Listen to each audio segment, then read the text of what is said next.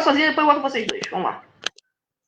Boa tarde a todos. Vamos dar continuidade ao Transmasculinidades em Ação. Agora, às 3 da tarde, vamos fazer um ato histórico. Vamos chamar 2 dos grandes nomes do movimento de homens trans e transmasculinos para contar um pouco a história de vida deles e a história do movimento histórico de homens trans e transmasculinos. Essa live vai ficar para a história. Acreditamos que nunca foi feita uma documentação da história do movimento trans e vai ficar guardada daqui em diante para todo mundo que quiser assistir, consultar, tirar dúvidas, entrar em contato. Vou deixar agora vocês com o Silvio Nóbrega e o Rai Carlos e tentar interferir o mínimo possível, porque eles têm muita história para contar, muito conhecimento a passar, e é interessantíssimo. Então, vamos deixar eles bem livres e à vontade para a live fluir bastante bem. Muito bem. Muito obrigado, Leonardo. Boa tarde. Boa tarde a todas as pessoas que nos acompanham, que nos ouvem. Boa tarde para o Leonardo, o nosso host, que vai estar nesse dia mediando o nosso debate, nessa live democrática com o nosso companheiro lá do Ceará, Silvio Lúcio. Eu sou o Rai Carlos, Silvio Lúcio.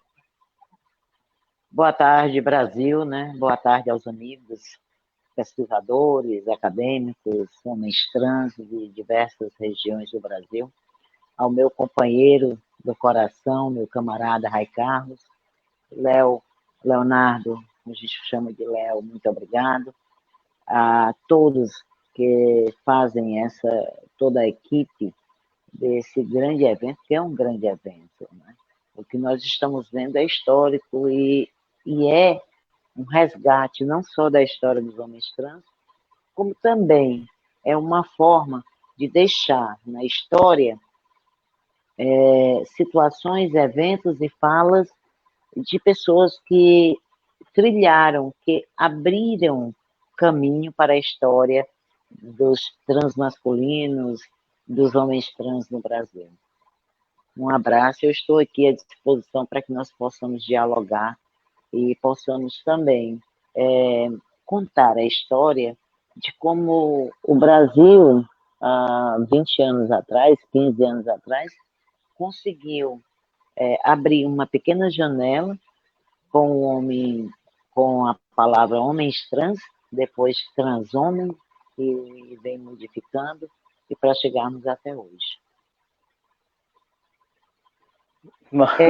Eu sou do Ceará, eu tenho 56 anos, eu moro numa pequena cidade chamada Pacatuba, na região metropolitana de Fortaleza, e sempre morei aqui. Mesmo quando me reconheci um homem trans, eu não me mudei. Eu sou casado há 20 anos, sou apaixonado pela minha família, pela minha esposa, e isso eu creio que, de certa forma, contribui para que eu tenha a coragem, a força e a vitalidade de continuar trilhando na militância. Rai Carlos, com você, amigo. Eu sou o Rai Carlos, para quem me conhece, para quem não me conhece, eu também sou o Rai Carlos Durães, moro no Pará. O homem que lê a bula, o homem que lê bula de remédio. Eu incluo no meu currículo que eu sou apenas um leitor de bula de remédio, mas eu tenho formação filosófica, transito pelo direito, sou técnico em edificações, sou professor, sou militante LGBTI, sou um homem trans, eu não sou um transhomem, eu sou um homem trans, defendo todas as transmasculinidades e transmasculinas, binárias e não binárias, que eu acho que as pessoas têm que ser o que elas são. E o Estado tem que garantir-lhes todos os direitos e a sua cidadania. Nós estamos nesse festival que eu considero um festival transnacional, um festival histórico para toda a sociedade, para o Estado brasileiro, e ainda mais neste momento tão difícil, de conjuntura tão ruim. Eu gostaria de me congratular com a organização do evento, que eu também faço parte da organização do mesmo, e me congratular com Leonardo Elec e Luiz Fernando Uchoa, Prado Uchoa, que é o nosso idealizador desse festival, e marcar e determinar como marcador principal que este evento ele é um evento eminentemente, originalmente construído a partir das acepções e ideias e práticas políticas de homens trans e pessoas transmasculinas deste país.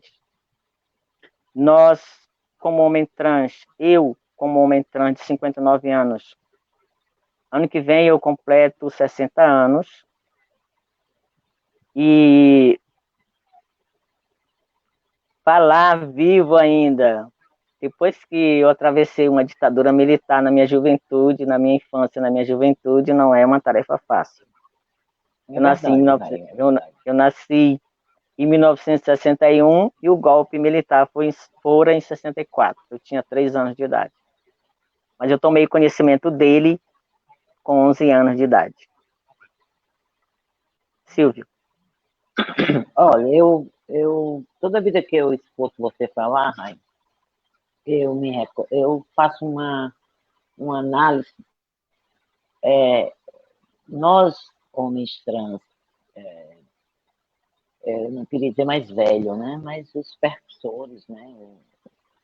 A grande parte, nós somos políticos, né? Nós viemos de uma veia política, de uma militância partidária, que a partir daí também teve uma vertente para a questão dos direitos humanos e dos direitos à identidade de gênero. Hoje, usado esse termo identidade de gênero, mas na época a gente utilizava outras simbologias, outras palavras. Na realidade, nós somos uma raiz só. Só que os galhos, elas se espalharam para um lado, para o outro, para cima. Então,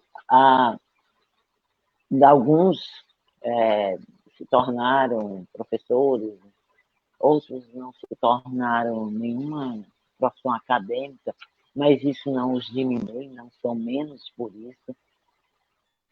Eu também tenho formação superior, mas eu nunca me identifico assim, eu nunca me apresento em relação à minha formação. Eu sempre me apresento como um cara que defende direitos humanos, independente do seu segmento, homem, mulher, homossexual, LGBT, negro, índio, professa uma fé religiosa de matriz africana, sou do candomblé. Tem 11 de maio, eu fiz 20 anos de santo feito. E quando eu me reconheci, eu lembro que desde criança eu me sentia diferente. Eu me sentia uma criança estranha aos demais. Né? Mas eu não entendia essa diferença, eu não entendia por que eu gostava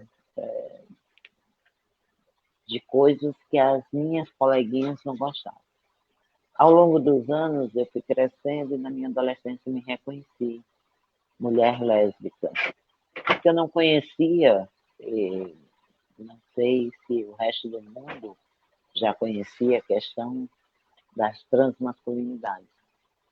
Creio que não.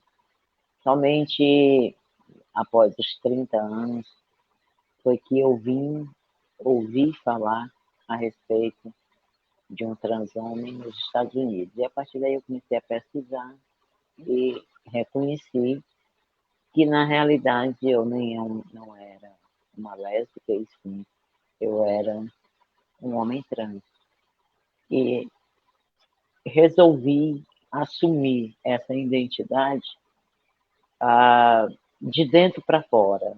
Eu não sei como acontece com os meninos hoje, em sua maioria, mas eu passei um longo período, 1 ano ou 2 ou 3, não lembro exatamente, trabalhando dentro de mim a forma de assumir que eu era um homem trans e que eu era o Silvio Lúcio. Como eu moro numa cidade pequena, não seria fácil assumir essa questão, certo? e assumir essa questão de ser um homem trans e não mudar de endereço, o preconceito seria dobrado, né? Porque você se posicionar publicamente com um nome masculino e dizer eu sou um homem diante da família, eu sou funcionário público concursado do município, e chegar para o prefeito, chegar para a minha secretaria, onde eu trabalho, e dizer, a partir de agora eu sou Silvio Lúcio, não foi um momento fácil. Mas mais difícil foram os segmentos LGBTs na época entenderem que eu era Silvio Lúcio. Foi mais difícil do que os cisgêneros entenderem isso. Uma das grandes batalhas que nós enfrentamos quando reconhecemos essa identidade de gênero, há alguns anos atrás, foi os movimentos, os segmentos que defendiam os LGBTs abrirem, certo, uns espaços para nos ouvirem. Participamos de muitos eventos de encontro nacional, estadual, municipal, eventos múltiplos, onde não existia espaço para o voto do homem trans, não se reconhecia o homem trans, e a partir daí foi-se entrando numa guerra de diálogo e tentando aliados e parceiros, e dialogando com grandes militantes, grandes nomes da militância no Brasil, para que pudessem abrir esse espaço. Mas eu me senti mais, sabe? Eu senti que, além de ser um homem trans, de ser nordestino, e vindo de um estado que não existia homem trans, só existia um louco chamado Silvio Lúcio, que se dizia que era homem trans. Então, eu senti que foi mais difícil pela a questão do preconceito em relação a ser nordestino no Ceará, onde as coisas chegavam bem mais em segunda, terceira instância. As coisas aconteciam primeiro no eixo Rio-São Paulo, Brasília. Para chegar ao Ceará, tinha que a gente buscar, entendeu? Então, não foi fácil, foram anos muito difíceis. Mas para que hoje a gente tenha a retificação dos nossos nomes, o direito ao casamento homoafetivo, o direito à adoção por casais homoafetivos, foi uma luta que nós travamos juntos há muitos anos, não foi fácil. E que não está sendo fácil agora. A qualquer momento, esses direitos eles podem ser negados, eles podem ser afastados, eles podem ser tirados, né, dessa luta que foi a nossa vida. Porque, na realidade, quando você se dedica à militância, como a grande parte aqui, como esse grupo que hoje faz o festival, quantas horas vocês dedicaram dialogando, conversando, tirando o seu tempo, o convívio com a família, o namoro, o lazer, para que vocês pudessem criar, construir esse festival. Da mesma forma fomos nós. Só que na época tudo era muito mais difícil, porque nós não tínhamos a internet. Então nós tínhamos que utilizar outros métodos, nós não tínhamos a internet com a evolução que tem hoje, né? A gente tinha, de uma forma ainda, só os privilegiados era que tinham acesso a computador ou tinham um computador em casa, né? Então, não foi fácil, mas eu tenho muito orgulho em ver hoje jovens acadêmicos, formados, que se identificam com a sua identidade de gênero, né? E conseguem hoje despontar no universo tanto da educação, do trabalho, do social, como um homem trans. Teve um diretor premiado, por sinal, muito no Brasil e na Europa, chamado Kiko Goifman, que quis fazer um documentário da minha história de vida. E o Kiko perguntou para mim uma vez, assim, nos bastidores, no making off do documentário, Silvia, por que você não se mudou para uma cidade maior para que você tivesse menos pancada, né? Você sofresse menos preconceito?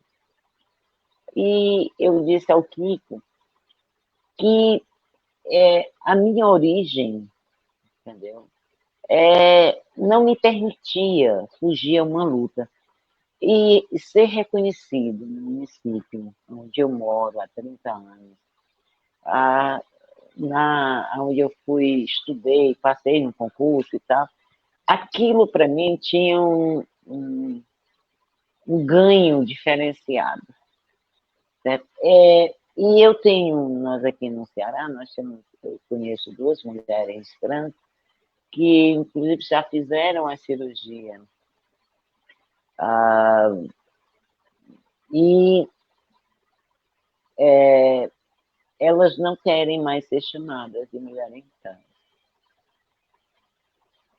Mas eu não quero perder esse título, porque esse título faz com que eu abra caminho para novos jovens, faz com que o diálogo sobre a questão da transmasculinidade passe a ser expansivo para famílias, para professores universitários, de universidades, e que eu acho que a gente contribui com o processo para o futuro, não é nem para hoje, é para o futuro. Ai, você está querendo falar? Eu estou me alongando. Não, não, continue, estou escutando. Eu estou só tentando me localizar aqui no meu tablet, as informações que talvez eu tenha que complementar do ponto de vista da história do movimento, mas continue. E quando o Brasil resolveu reconhecer, né? Quando o Brasil resolveu, não, quando nós impomos ao Brasil o reconhecimento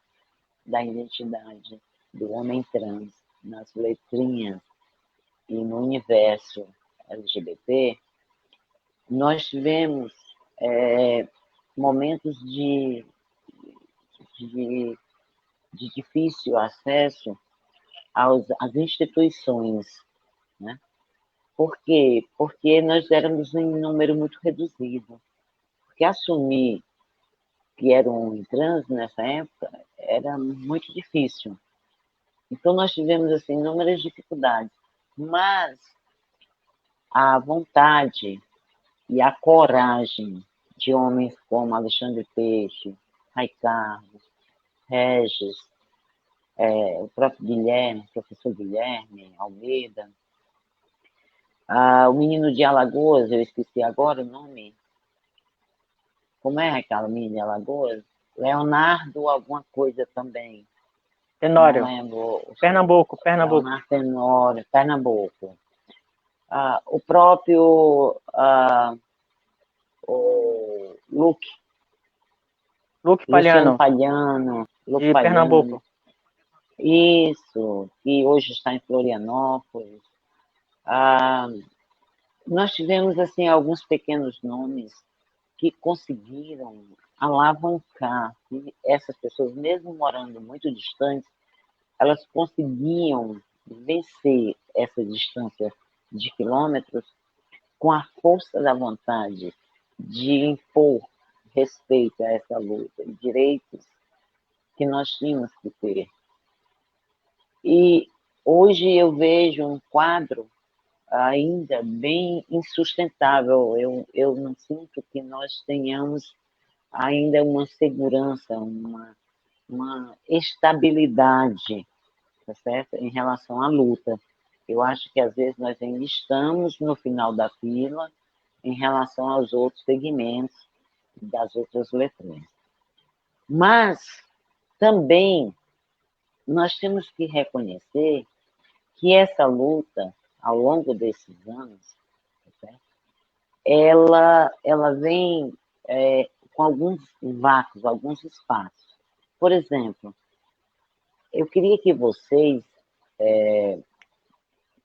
fizessem uma reflexão nos lares ou nas rodas de amigos, com os seus amigos, que nós estamos envelhecendo, tá certo? Quando eu comecei a luta, eu comecei a militar no movimento partidário, eu era muito jovem, logo que entrei para o movimento secundarista, passei a lutar pelo movimento estudantil, depois universitário, na Uni, fiz parte da Uni, mas hoje eu tenho muitas dificuldades aqui no Ceará quando a gente vai falar sobre saúde pública para homens trans. Nós nos hormonizamos, alguns acompanhados pelo médico, por uma equipe, outros não, outros por orientação de amigos e tal. Ainda temos isso. Não sei se no restante do país tem, mas aqui no Ceará nós ainda temos. E houve uma época que a gente comprava os hormônios até pela internet. Tu lembra, Ricardo? Eu nunca comprei. Eu nunca comprei, mas lembro. Eu comprei muito. Comprei e vinha pelo correio, os hormônios. Alguns importados, e eu cheguei até a ter uma trombose nas pernas, por conta do hormônio que eu tomava, sem uma orientação, eu simplesmente aplicava. Porque eu queria me masculinizar, eu queria que fosse uma coisa rápida, porque eu entendia que a minha aparência masculina iria facilitar, né, a aceitação das pessoas em relação ao nome e tal. Mas eu queria que a gente também não esquecesse essa pauta da saúde pública. A saúde pública para os homens que estão envelhecendo. Silvio? Onde seremos atendidos? Por quem seremos atendidos? Está me ouvindo, Silvio? Pronto, Paulo. Estou ouvindo. Eu posso interromper um pouquinho? Na hora. A pauta da saúde pública é uma pauta da sociedade brasileira, não é só nossa.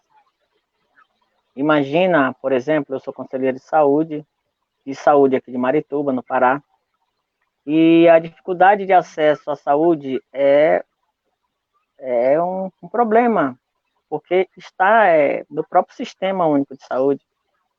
E os próprios usuários diz e não garante, não luta quase, são poucos que lutam, por uma qualidade melhor na saúde pública.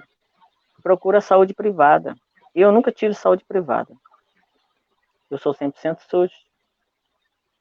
Você inclusive foi um dos primeiros, eu acho que o primeiro homem trans no Brasil a ser operado, a fazer a mastectomia pelo SUS, não é? Não é isso, Ricardo? Você foi o primeiro homem... Eu não gosto de ficar falando isso, porque o primeiro termina morrendo o primeiro, e eu prefiro não morrer ainda. Não quero ser primeiro em nada. Não, porque mas nós estamos falando de estatística, nós estamos falando de números. Tá, agora escute aí para me fazer uma interferência em relação à saúde. A luta pela saúde pública, ela é de 90. O Sistema Único de Saúde, ele foi instituído em 90, pela Lei 8.880, a Lei Orgânica do SUS. Você deve ter participado por aí no processo constituinte de 87, nas pautas pelos estados, para encaminhar para o processo para a Assembleia Constituinte. Ele só foi instituído em setembro de 90. Daí para é uma tarefa difícil você edificar um sistema único de saúde com um país de dimensões continentais. Eis porque nós temos dificuldade em saúde, temos dificuldade em assistência, temos dificuldade em todas as políticas públicas, na educação. E aí ainda tem mais uma gama de pessoas da sociedade como um todo que não defende o sistema único. Prefere pagar um sistema privado, um plano privado, e aí faz algumas coisinhas lá, mas quando vem fazer coisas da alta complexidade, não é lá que faz, é no sistema único. Transplante é no sistema único, hemodiálise é no sistema único, transplante de pele é no sistema único, todo e qualquer transplante é no sistema único de saúde. E aí nós temos dentro do sistema único de saúde a nossa política integral. A política integral, ela por si só, ela não vai ser executada em nenhum lugar do Brasil, eu falei isso ontem, porque você não pôde acompanhar, ela não vai ser executada em nenhum estado do Brasil, nenhum ente federado, se não for pelos usuários. e os trabalhadores. O Sistema Único de Saúde ele é formado pelos gestores, pelos trabalhadores e pelos usuários. Se esses três não se entenderem, não tem Sistema Único de Saúde. E aí, é meio a isso o orçamento. Ontem eu não falei, eu esqueci de falar, na EC 95, na Emenda Constitucional 95, que foi promulgada em 2017 pelo governo Michel Temer. Ela simplesmente congelou o orçamento público por 20 anos. Nós estamos no terceiro ano de congelamento. Então, só agora, nesses 2 anos de vigência do congelamento da EC 95, que abalou todo o Sistema Único de Saúde no Brasil para todas as pessoas, e certamente para nós LGBTs, foi só nesses 2 anos nós perdemos 22 bilhões de reais. Quem diz isso é o próprio governo federal, é a Fazenda Pública que diz isso, o próprio Ministério da Saúde que fala isso. Não, o Ricardo se fala, eu estou repetindo estatística do próprio governo. Para a política de saúde ser executada, Silvio, colegas, nós precisamos fazer luta política, é por isso que nós estamos fazendo este evento. Além de estar reivindicando melhorias no sistema, nós precisamos defender o Sistema Único de Saúde. Eu queria mandar um abraço para a professora Eli, que está conosco aqui, o Luiz Fernando Shoa, que entrou, eu vi quando entrou, e a Santa Alfabeta, uma figura pública da internet, do teatro, do Rio de Janeiro, que é nossa amiga e amiga deste movimento. Então, olha o que ocorre. Para ter política pública saudável, para ter política pública implementada, com todos os recursos que nós precisamos ter, nós precisamos fazer luta política, e aí indifere do tamanho do município. O seu município é um município pequeno, o meu município é um município de 150 mil habitantes, não é tão pequeno. Mas é um município que gasta bastante dinheiro na saúde. Mas agora não tem como gastar, porque o dinheiro, o governo federal concentra 60% de todo a arrecadação de tributos e depois só manda para os municípios de 3 em 3 meses. Na verdade, chega de 4 em 4 meses este dinheiro, e sempre defasado. E os custos operacionais dos sistemas, eles estão crescentes, porque eles são capitalizados. A minha secretária está me avisando aqui do tempo.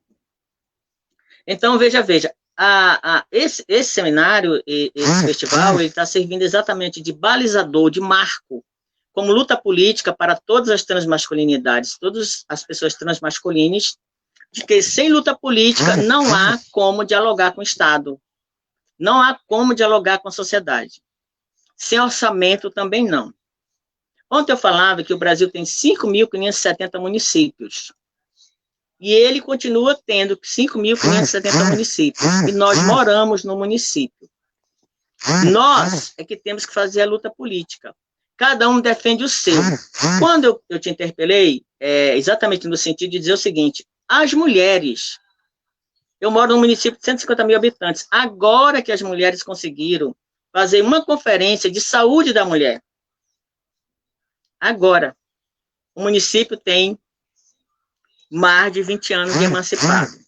Então, olha só, a nossa luta de homens trans e o mote deste evento, na nomenclatura dessa pauta de hoje, dessa mesa de hoje, é a história do movimento de homens trans, contada por nós, por mim e por você, Silvio Lúcio do Ceará, de Pacatuba, e com 53 anos, e o Ray Carlos com 59 anos, quase 60, sexagenário, quase, aqui do Pará. A nossa contribuição que nós demos para essa história é muito grande. A sua que você deu, o seu desprendimento, você ter que assumir num município de menos de 50 mil habitantes a sua identidade de gênero, não deve ter sido tarefa fácil. Mas eu fui à luta desde jovem. E eu não tive esse problema. Sabe por quê? Eu não sou você, você não sou eu, nós somos colegas e companheiros, e cada um tem seus problemas subjetivos, as suas limitações. Individualidades, né? Exatamente, são as subjetividades. Eu nunca me acanhei com a minha. a minha mãe dizia o seguinte para mim: você é uma pessoa muito recalcitrante. Eu a entendia na época como um palavrão, e ela estava me dando um corretivo. Mas hoje eu sinto que era um elogio, porque eu nunca fiquei quieto, nunca fiquei satisfeito com nada que determinavam para mim. E tudo eu contestava, como eu contesto hoje.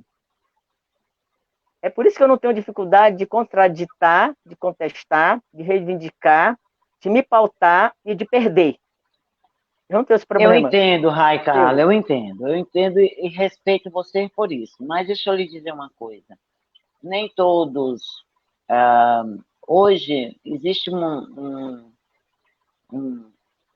uma coisa chamada depressão, e que essa depressão, uma das coisas que mais toca no calcanhar de Aquiles dos seres humanos, em sua grande maioria, aí eu não generalizo, é questão familiar. E nós somos, nem todo mundo teve o privilégio que você teve de ter tido a família ao longo dessa luta, dessa transição. Muitos de nós fomos para a rua. Eu fui para a rua. Eu fui sair de casa aos 16 anos de idade para poder vivenciar a minha orientação sexual. Quando eu criei um movimento, na realidade, um movimento homossexual no Ceará, Só eu perdão, criei Silvio. Licença, Silvio. Você é homossexual? Não, hoje eu sou um homem trans, eu não me considero um homossexual. Ah, tá. Não, só para a gente esclarecer para o público. Para esclarecer para o público, nós estamos falando com o Brasil, com o mundo. Mas na época era essa a nomenclatura que eu me identificava, eu era homossexual, com 16 anos. E nessa época, quando eu saí de casa, eu não me conformava pelas pessoas não me aceitarem pela minha orientação, e eu não queria viver as regras e o engessamento familiar, tradicional, religioso que existia na época para mim. Então, eu criei uma frente de libertação homossexual, que depois, alguns meses depois, veio a se tornar Grupo de Resistência Asa Branca. O protagonista dessa história do Asa Branca se chama Silvio Lúcio. Mas por que eu enfoquei a questão da saúde para o homem trans na terceira idade? Porque nós estamos envelhecendo. Nós utilizamos o SUS, eu utilizo o SUS, você utiliza o SUS, em uma grande maioria. E do jeito que nós construímos a história para que hoje o Brasil reconheça o homem trans, certo? Nós temos que também, pautar na luta hoje, abrir um espaço para que nos debates, nas mesas de debate, nos debates acadêmicos, nos debates políticos, nós temos eleição esse ano nos nossos municípios. Nós temos que aprender a votar nos nossos pares, para que eles reforcem a questão dos nossos direitos. Direitos esses históricos, que já vêm há mais de 20 anos. Quando em Fortaleza existia um ambiente, chamado de gueto na época, um guetozinho e tal, um ambiente para o lazer, né? Mas era tudo escondido, era no fundo do quintal. E uma vez uma noite a polícia invadiu, uma sexta-feira, e nos botou todo mundo para fora e nos bateu muito. E eles diziam assim: você não quer ser homem, pois você vai apanhar como homem. Só. Você lembra qual foi o ano desse fato? Você lembra o ano? É bom as pessoas irem eu acho que 92, 90, entre 90 e 92. Deixa eu te pedir uma coisa. Nós estamos contando a história deste movimento a partir da nossa perspectiva, da nossa vivência aqui nesta live. O público está ansioso para saber disso que você está falando e que eu também estou falando. Aí você vai colocando datas, mais ou menos, para a gente ter uma ideia de que esse movimento não nasceu em 2011. É mais ou menos isso, para você entender o que eu estou dizendo, entendeu? Não. Em 2007, eu fui a uma conferência nacional em Brasília, já com Silvio Lúcio. E foi lá que eu fui reivindicar que na portaria do Ministério da Saúde, 2008, 2008. 2008, Foi 2008. pronto, Isso. que beneficiava as travestis que também, e as mulheres trans, que também nos incluíssem nessa portaria, e nós não éramos invisíveis naquela época, em 2008. O movimento trans, ele surgiu muito antes. Por quê? Porque ele surgiu nas suas regiões. Depois foi que nós conseguimos, através de 5 ou 6 homens trans, nos reunir em um grande evento nacional, e a partir daí, nós, em mesas diferentes, passamos a reivindicar o direito do reconhecimento e dos nossos nomes constarem nas atas, constarem nos anais daquele evento. Muito antes de 2011. E lhe digo mais, nós lutávamos como Silvio Lúcio. Eu lutava no Ceará como Silvio Lúcio, há muitos anos atrás, você no Pará, o Xande de São Paulo, e outros em outros municípios, em outras cidades. 2011 só veio, foi quando começou a surgir, na realidade, a literatura para homens trans, ou literatura contando história de homens trans. Mas para que essa literatura pudesse alcançar a visibilidade que alcançou até hoje, foi preciso que pessoas como eu, como você, como outros, estivessem lá nas suas bases, reforçando, participando de eventos municipais, estaduais e de ações sociais internas, de nem tanta visibilidade, mas que elas cauterizavam, elas faziam com que a nossa história, o nome de homens trans fosse crescendo e fosse compreendida.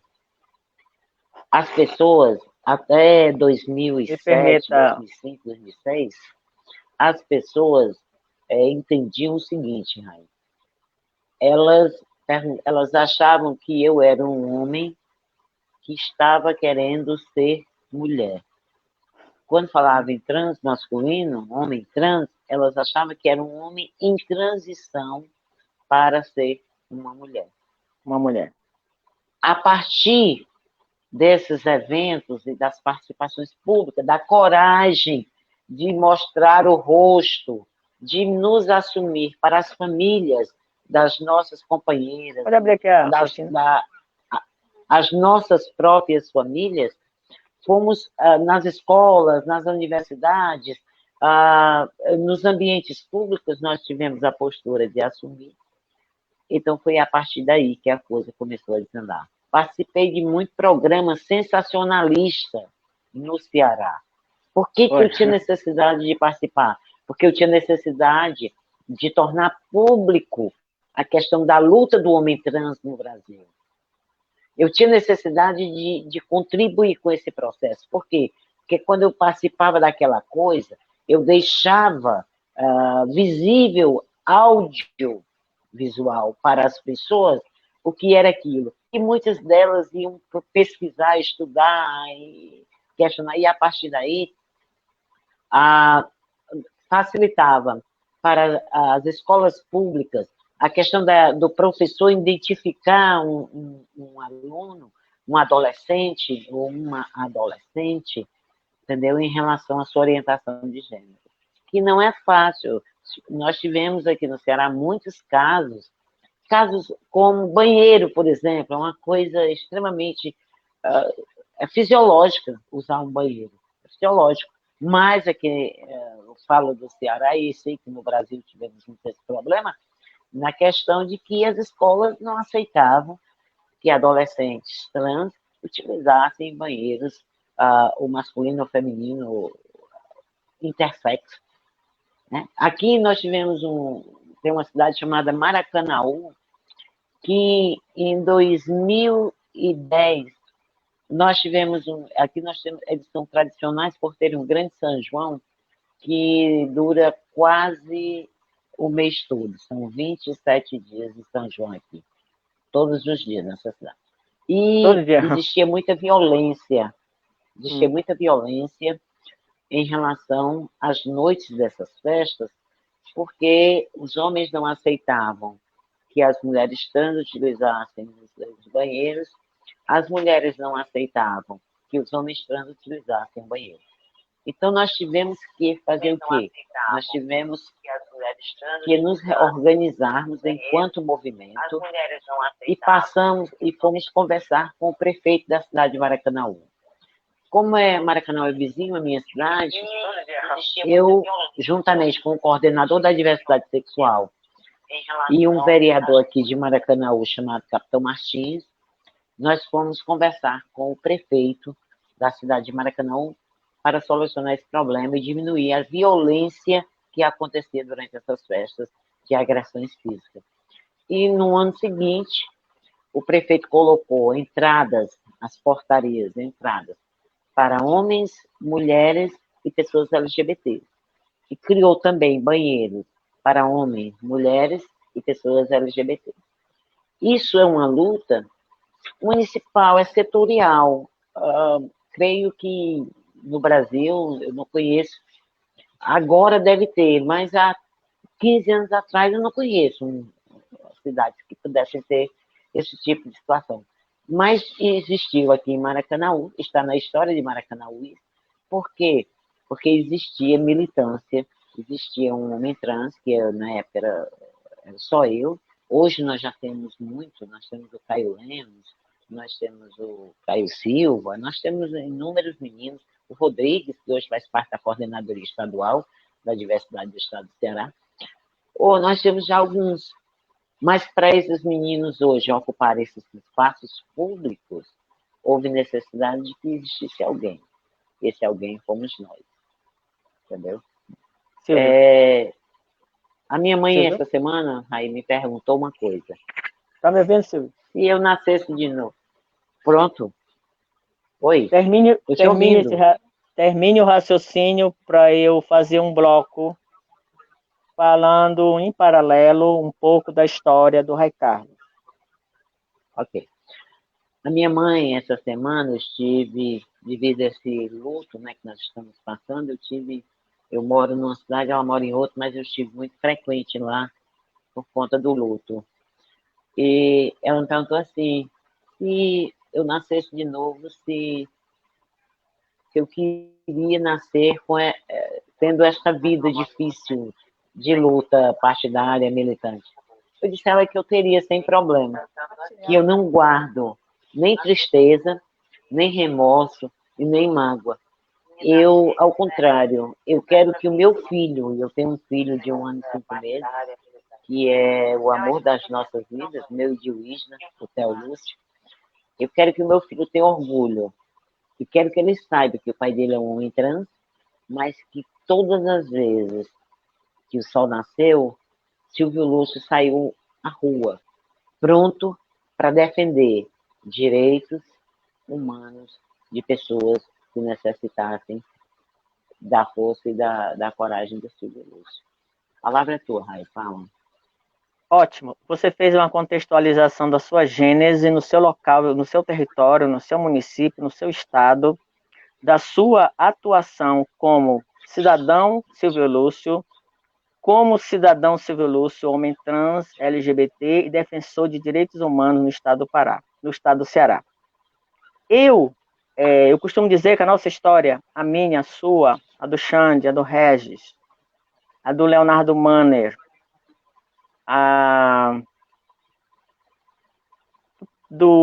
por último, Leonardo Tenório, do Luciano Paliano, Luque Paliano, e mais de nós, mais antigos, com mais de 50 anos, nós éramos como na civilização antiga, a Grécia, a civilização grega, a civilização egípcia e a civilização hindu. Nós estávamos fazendo as mesmas coisas em lugares diferentes, sem nos conhecermos. Mas nós estávamos fazendo as mesmas coisas, fazendo as mesmas coisas em lugares distintos, no mesmo território nacional, sem nos conhecermos. E nós Correto. não conhecíamos nenhum outro exemplar de homem trans.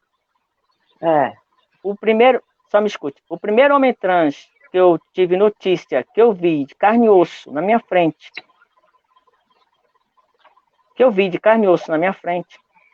foi em 94, quando eu fui à Europa. Até 94, eu sabia de tudo que existia no mundo. Eu sempre fui um homem trans desde criança. Eu não me descobri, eu não sei como é essa parte de se descobrir. Eu até entendo assumir a sua transexualidade, assumir a sua transmasculinidade, assumir para os seus, para a sociedade, para o Estado. Eu entendo essa parte, mas eu não entendo se descobrir homem trans.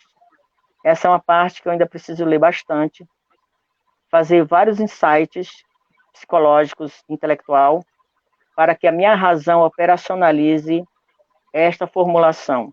Se descobrir homem trans, ou transmasculino, binário ou não binário, com certa idade. Eu ainda não compreendi essa parte, mas eu quero compreender, porque o meu QI não é baixo. Eu sou um homem trans desde criança. Eu vi agora no festival, no primeiro dia, uma mesa que me deixou muito emocionado. Foi a história de um menino transmasculino e criança de 7 anos e seus pais. Eu me vi naquele menino. Em momentos diferentes, distintos, de quase 50 anos atrás. Ou mais de 50 anos. O menino tem 7 anos, eu tenho 59. Embora tudo isso ocorra com cada um de forma individual, subjetiva, e é muito particular essas questões, tem questões sociais intrínsecas, tem questões econômicas, tem questões de ordem religiosa, tem questões de ordem política e jurídica, e eu compreendo todas elas. Eu não estou desdenhando de nenhuma delas, de pessoas que tenham se descoberto tão tardiamente na sua sexualidade, na sua orientação sexual, ou no seu despir de subjetividade para a sociedade, para o Estado. Eu apenas digo o seguinte, que eu com 7 anos eu já era um menino, com 12 anos eu era um menino, com 14 anos eu era um menino, com 16 anos eu era um adolescente.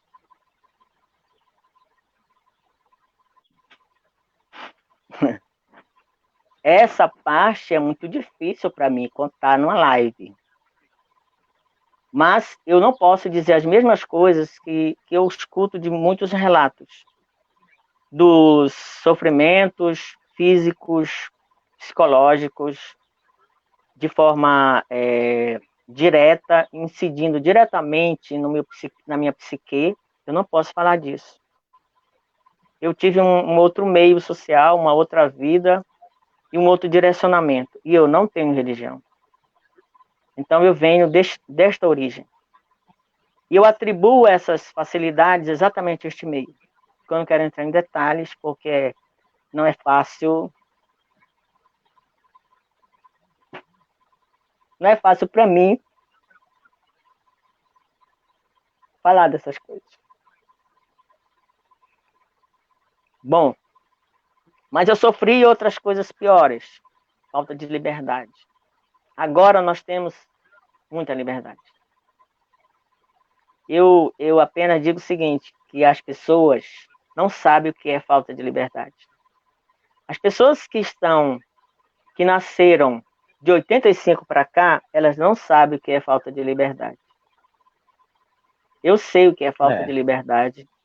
Não ter liberdade com o seu corpo, não ter liberdade com a sua história, não ter liberdade com a sua vida, não ter liberdade com seus desejos, não ter liberdade de nada. Mas, sigamos. Eu vou falar agora de um outro momento que eu acho que é muito também importante para esta live, que é a história cronológica de movimento de homens trans no Brasil. Em 2008, quando você esteve naquela conferência, a primeira Conferência Nacional de Direitos Humanos de GLBT, que lá é que nós trocamos a nomenclatura num debate acirrado, numa plenária da própria conferência, foi que lá que nós trocamos de GLBT para LGBT. Naquela conferência eu vi o Silvio Lúcio de terno e gravata, de branco. Foi ou não foi, Silvio? Verdade. E quando eu te vi passando, eu disse para Rose, eu já era casado, disse, Rose, ele é um homem trans. Mas você não me deu a mínima. Tentei falar contigo as 2 vezes, tentei dialogar com o Xande, já conheci o Xande de história, e o Xande estava compondo uma mesa da primeira conferência GLBT, que naquela conferência nós a transformamos em LGBT pelo empoderamento de lésbicas na nomenclatura. Correto. Isto posto, nós continuamos a nossa vida, você lá, eu cá, e cada um de nós em lugares diferentes do Brasil.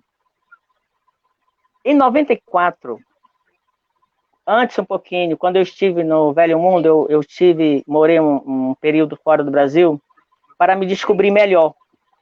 E foi lá, na Europa, em 94, que eu vi a primeira vez em carne e osso um homem trans, de bigode, de barba e calvo. E ele disse para mim em holandês, e eu falo inglês, mas ele preferiu falar num dialeto, porque lá eles falam 52 dialetos diferentes na Holanda. E aí depois eu pedi para ele que ele falasse inglês para mim. Ele disse, eu vou falar em espanhol para ti, que ele também falava espanhol. Eu disse, vai piorar, porque eu não entendo espanhol. E aí ele falou em inglês para mim, dizendo como era todo o processo de readequação fenótipa, de hormonização, e falou o seguinte, que não existe barreiras no país dele. Aí eu já estava pesquisando na Dinamarca essas evoluções, eu já estava pesquisando nos Estados Unidos, na Califórnia, como eram essas evoluções de homens trans. Eu não sabia que existia homem trans no Brasil. Eu achava que eu era o único. Como eu era o único, eu achando na minha acepção em 94, se eu sou o único, eu não vou agora me modificar muito. Até porque eu não precisaria me modificar muito por conta de que eu vivia muito bem como eu estava vivendo, como um homem trans, do meu jeito, do meu modo econômico.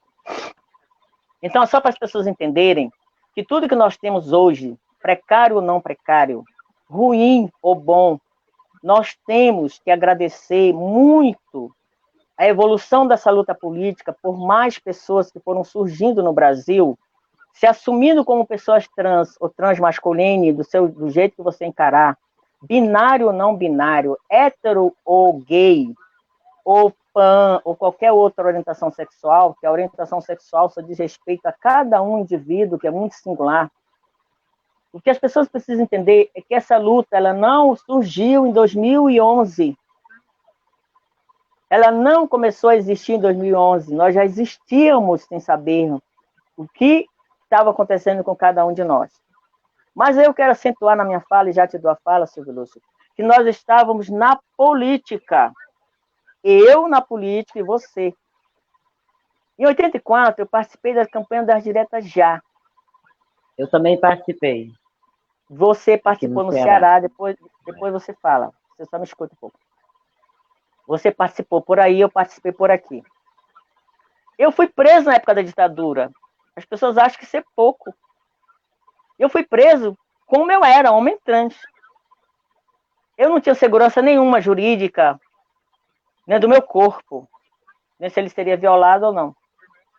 A minha sorte é que eu estava no Partido Comunista do Brasil e eu tive vários advogados nossos, comunistas, porque eu me considero ainda comunista, mesmo estando longe do partido, certo? E aí, essa luta foi uma luta muito pesada, porque as condições no Brasil, políticas, jurídicas, sociais, antropológicas, elas não eram favoráveis para homens trans. As pessoas trans, femininas, as travestis e as mulheres trans, e as pessoas que se reivindicam como pessoas trans do gênero feminino, elas já estão na luta há 40 anos. Elas que fizeram a revolução de Stonewall, não fomos nós. Então, nós devemos, o cabedal nosso, intelectual, de luta, nós devemos a mulheres trans, a travestis e trans, mulheres trans. Então, verdade. entrando um pouco na parte já de diálogo com o governo democrático, que foi derrubado em 2016, nós avançamos muito. E aí eu concluo dizendo o seguinte: nesse avanço, ele só não foi maior porque não tinha protagonismo de homem trans quase. Não se pode organizar políticas públicas, demandar políticas públicas, se não tem protagonismo político. Em nenhum lugar do mundo isso acontece. Se tem algum direito garantido em algum lugar para alguém, ou para um segmento, ou para um setor da sociedade, ou uma população, ou um povo, é porque aquele povo apresentou uma pauta. Aquele segmento apresentou uma pauta. Como nós iríamos apresentar uma pauta se nós existíamos só em nós, em nossas regiões? Eu estou aqui atrás com uma sigla, a Gaut Amazon. Essa associação é a primeira associação da região norte. A região norte, não, do Pará. A região norte não, porque teve uma antes, no Amazonas. Que surgiu para discutir transgêneros, pessoas transgêneros. Mas sabe por que a gente fez isso? Por causa de mim, que era só eu, de homem trans, na tentativa de conseguir outros entes do segmento das transexualidades, são várias, para a gente conseguir fazer uma organização política. Essa entidade ainda não existe. Aqui em Marituba, ela faz há 14 anos um evento chamado Mix da Diversidade. E por conta dessa luta política, nós conseguimos reivindicar no Parlamento Municipal de Marituba 2 leis. Uma que disciplina administrativamente as práticas lesbo-transfóbicas no seio do município. E a outra, nós acreditamos no Dia Municipal do Orgulho, que hoje é LGBTI. Então, luta política. Nenhum vereador foi oferecer aqui para nós, olha, amanhã vocês vão acordar e vão ler no Diário Oficial do município que vai ter uma lei para vocês. Isso não existe em lugar nenhum, nem no seu município, nem no meu. Em 2008, só 5 homens trans estavam naquela conferência, Silvio Lúcio. E nós nem nos organizamos entre nós. Porque nós não nos conhecíamos, né? Deixa eu só terminar. Nós não nos conhecíamos. Nós conhecíamos o Xande. Mas o Xande não se preocupou conosco. Eu tentei falar com o Xande, ele sabe disso, na escada do Planalto 21, 2 vezes, descendo a escada e subindo a escada. Ele o tempo inteiro de braços dados com Mauro Cabral e uma esposa que ele tinha na época. Ele me deu a mínima. Com você, eu tentei falar 2 vezes, você passando em frente ao palco, todo de terno, gravata branca, com colete por dentro. Eu tentei falar contigo 2 vezes. A Rose disse assim, não adianta, que eles não vão falar contigo. Sabe por quê? Porque na época, você parece que ainda estava meio lésbica, masculinizada, não era isso? Era? Não, eu não lhe conhecia, Tá. Não, nós estávamos numa conferência, a gente estava estabelecendo conhecimento. Eu falei com todo mundo lá, mesmo que eu não conhecia. Tentei falar com todo mundo. Eu via vestido de homem. É porque tu era casado. Não, nada disso. Não. Eu me interesso mais por política do que por conjugalidade. Não, sim, eu sei que está. Eu tentei estabelecer relação com qualquer indivíduo que estava vestido característico de homem. E eu percebia que não era no gênero biológico homem. Eu disse, você é um homem